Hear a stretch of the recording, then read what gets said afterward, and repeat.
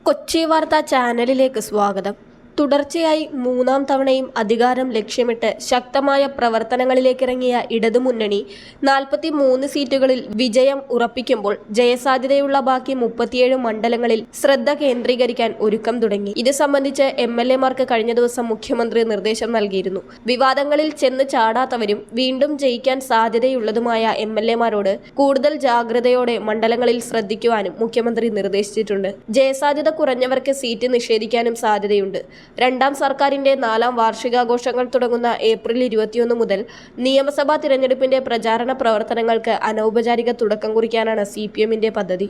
അതോടൊപ്പം ഓരോ ജില്ലയിലും രാഷ്ട്രീയ സാധ്യതകളെക്കുറിച്ചുള്ള വിലയിരുത്തലുകളും മുഖ്യമന്ത്രി നേരിട്ട് നടത്തും. ഇതനുസരിച്ചായിരിക്കും സ്ഥാനാർത്ഥി നിർണയവും പ്രചാരണ തന്ത്രങ്ങളും ആവിഷ്കരിക്കാൻ പോകുന്നത്. ഏത് സാഹചര്യത്തിലും സംസ്ഥാനത്ത് 43 മണ്ഡലങ്ങളിൽ ഉറപ്പായും ജയസാധ്യതയുണ്ടെന്നാണ് CPM-ന്റെ വിലയിരുത്തൽ.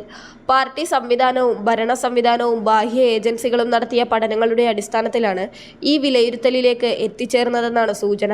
മൂന്നാം തവണയും ഭരണം ലഭിക്കുമെന്ന CPM-ന്റെ ആത്മവിശ്വാസത്തിന്റെ പിൻബലം ഈ പഠനമാണ്. 2016-ൽ 91-ഉം 2021-ൽ 99-ഉം സീറ്റ് നേടിയെങ്കിലും 2026-ൽ അത്രയും സീറ്റ് ലഭിച്ചേക്കില്ലെന്നാണ് സർവേയിലൂടെ വ്യക്തമായതെന്ന് നേതാക്കൾ പറയുന്നു.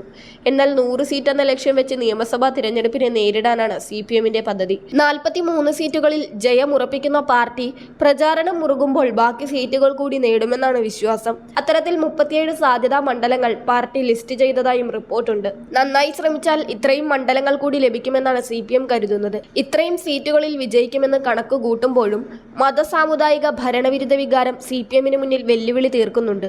എങ്കിലും ഉറപ്പായ 43-ന് പുറമെ 37 മണ്ഡലങ്ങളാണ് CPM ലക്ഷ്യം വെക്കുന്നത്. കൂടുതൽ വാർത്താ അറിയിപ്പുകൾക്കായി കൊച്ചി വാർത്താ ചാനൽ സബ്സ്ക്രൈബ് ചെയ്യുക.